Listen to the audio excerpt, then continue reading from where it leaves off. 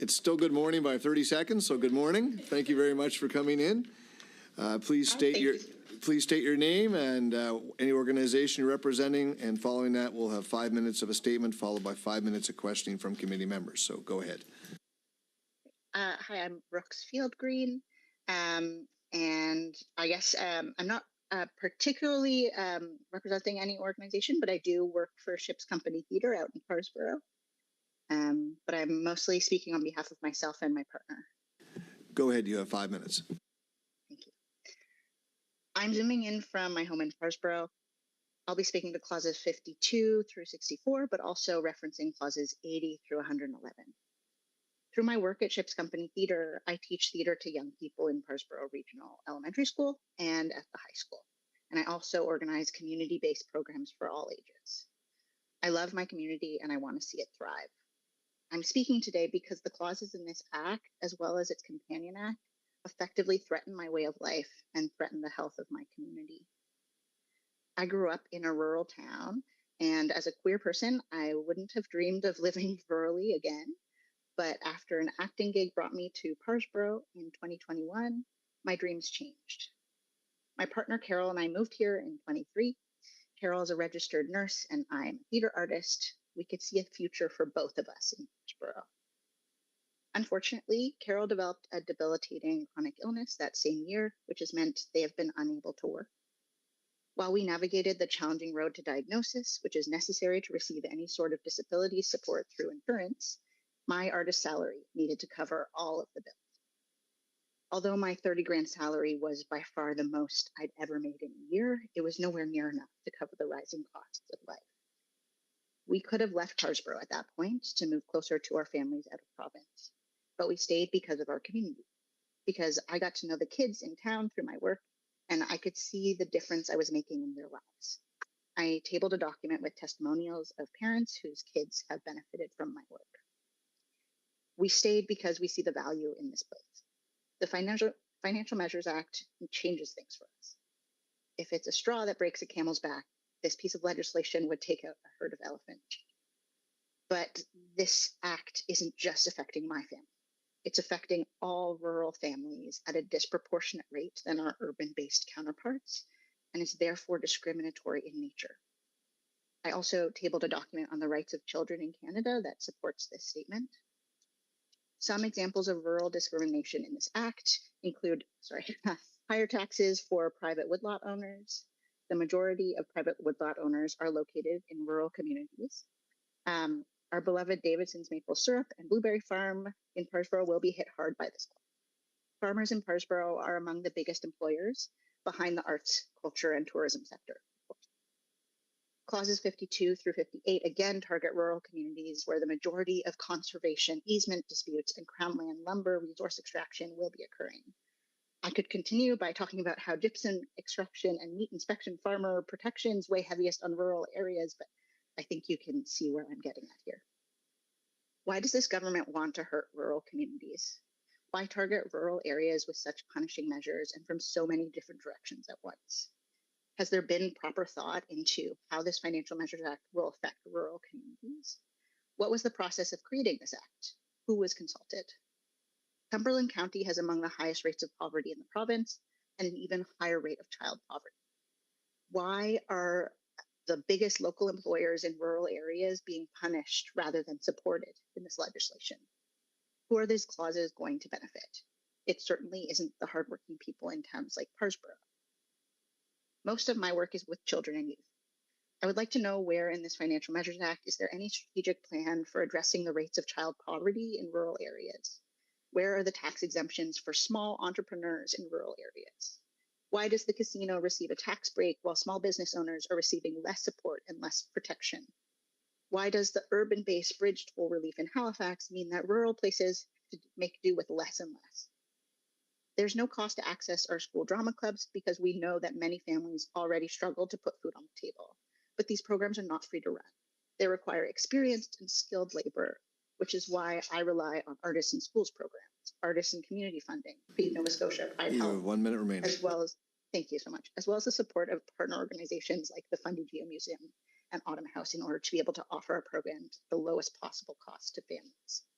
Due to unfair funding caps in rural public school systems, the programming that we provide often is the only arts education our kids receive. Our high school doesn't have a music class and can only offer an all grades theater class every 2 years. These drama clubs run because I run them. I run them because I know what it feels like to be a kid in a rural area when the world feels like it's given up on you, and how art spaces can open doors to safety and confidence. I want to keep providing these services. I want to invest my time and energy into doing what I do best, teaching kids about theater and play. I want my partner Carol to recover here and to return to work in healthcare here. The Financial Measures Act is making it so much harder for us to remain in Parsboro. It's making it so much harder for communities like ours to support each other and to be self-sufficient. Thank you. Thank you very much for your presentation. We'll open the floor up for questions from committee members. MLA Coombs. Thank you, and thank you for your presentation, and thank you for being part of the vibrant rural communities. Rural community has changed a lot, and it's fantastic to see so much more vibrancy there. And with that being said, why do you think the rural areas are being targeted by this government, particularly in the Financial Measures Act as well as the appropriations? Great question. Go ahead. Thank you. Yeah, I would say it feels as though there's like, of the however many clauses in this act, I think I listed them at the beginning of my presentation, but it's most of them are specifically affecting people and like economies in rural spaces, as well as the Companion Act, of course, that includes the budget for this year. The combo of these two pieces of legislation affect the most vulnerable people in our society, and rural communities, more remote communities where it's more isolated, are affected at a higher rate by those budget cuts and by the Financial Measures Act. Also, I think like mental health decline in rural communities is pretty well documented. Our one mass casualty event in Nova Scotia happened very close to where I live, and it was born out of a lack of social services, a lack of supports, and an investment in these communities. Any further questions? MLA Coombs. Thank you. What do you see as the consequences of this bill going forward for the rural areas? Go ahead. Thank you so much. I think that's I think that's the part that the reason why I'm here today. I'm not the most confident, comfortable in these kind of spaces, but I think it felt really important to speak up today because I know how,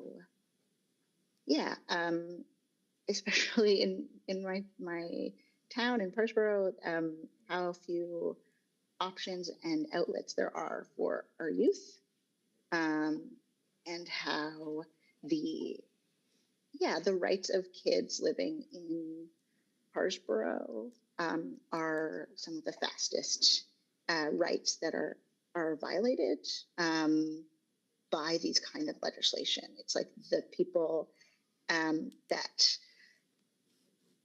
are lacking the most supports and services and like ways of expressing themselves, and like there's no, if the SHIPS programming closes, they don't get to experience music in any way. They don't get to experience theater except for every few years in high school.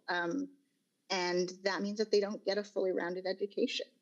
And that's their right. Their right is to having a full education in this country. And so, I think it's actually pretty dire. I think that our local economy is going to really suffer this year. We've had to cancel one of our main shows in our summer season, and we are a huge tourist attraction. We bring people to the area, which then allows them to stay at the local Airbnbs, shop at the local antique stores, buy food at the local restaurants, all of these things that everyone in Parsboro relies on the rest of the year, and allows for parents who work at these institutions and these businesses to be able to pay their bills the rest of the year.